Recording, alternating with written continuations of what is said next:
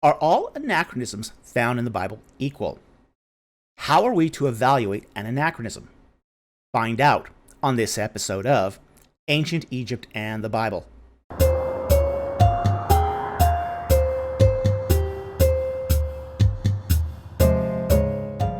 Okay, an anachronism is a historical inconsistency where something does not reflect the state of things in the past, but of a later point in time.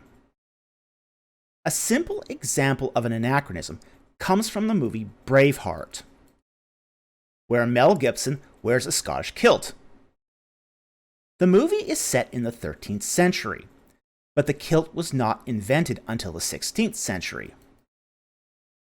Anachronisms are often seen as errors by the writer, particularly in the field of biblical studies.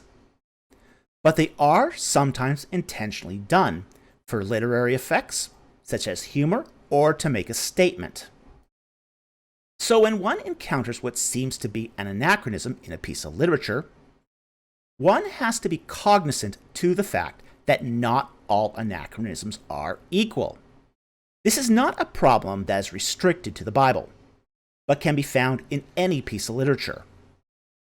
So today, we will delve into the issue of how does one approach and reconcile anachronisms with what we know about how literature is produced. First, we need to recognize that not all anachronisms are inconsistencies. Some are apparent anachronisms. These are examples of supposed anachronisms that are the result of misinterpretations of the Hebrew text or homophones that resulted from limitations of the Hebrew language. For example, there is the confusion of Cush and Kish in Genesis 2:13. Another example is the mention of the place name Dan in Genesis 14:14. The apparent anachronism here is that Dan is presumed to be the establishment of the city of Dan that came about as a result of the Israelite tribe settling in northern Israel. In this particular case, Abraham pursued the Mesopotamian coalition as far as Hobah, which is north of Damascus. This would make the Dan of Genesis 14 north of Damascus, which would also be north of the city of Dan, ancient Laish. The Dan of Genesis 14 is actually the territory of Danunu, or Denyen, which is found in the Amarna letters. It was a kingdom north of Damascus in Syria near the Hittite Empire.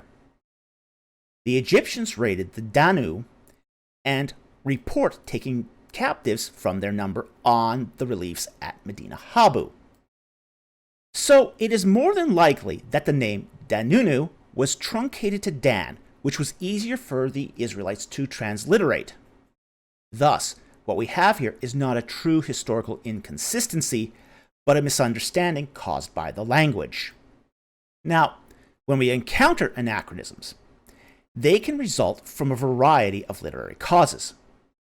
And each cause describes a certain relationship with the original author that needs to be properly evaluated.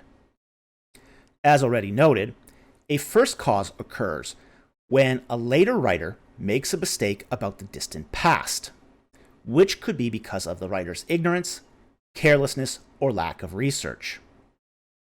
And that is certainly a possibility that cannot be ignored.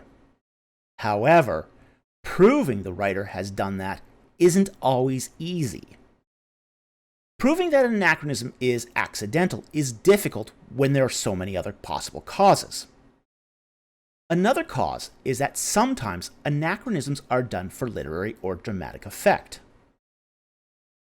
In the movie Exodus, Gods and Kings, the pharaoh is costumed wearing the crown of the queen.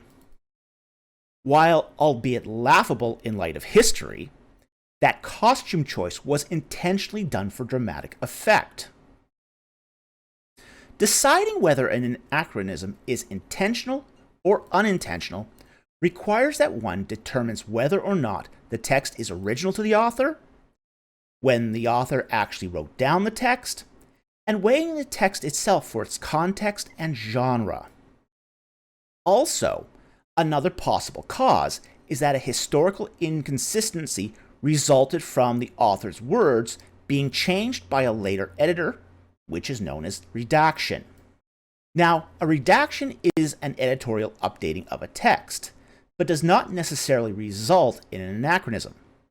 When a redaction results in a historical inconsistency, this often appears as an editorial gloss, a piece of text inserted by a later editor to explain a text.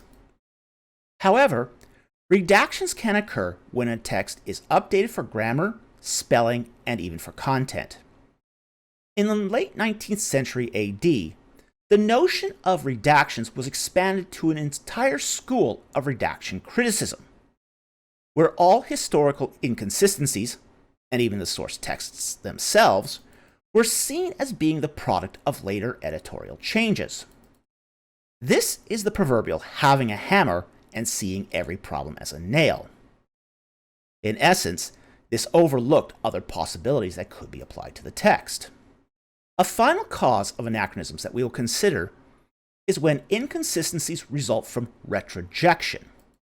A retrojection is when an author uses his current knowledge of how things are in his present time to refer to something in the past in order to make what he's writing about easier to understand. And while Genesis has many examples of retrojection, a notable example is when Genesis talks about the land of Ramses, Genesis 47:11. Ramses II was not born at the time of Joseph, but the author and his audience at the time he wrote the Mosaic texts would have known Goshen as the land of Ramses. Retrojections are literary devices that are used by practically everyone. For example, someone might talk about prehistoric North America, but America was not called America until 1507 AD.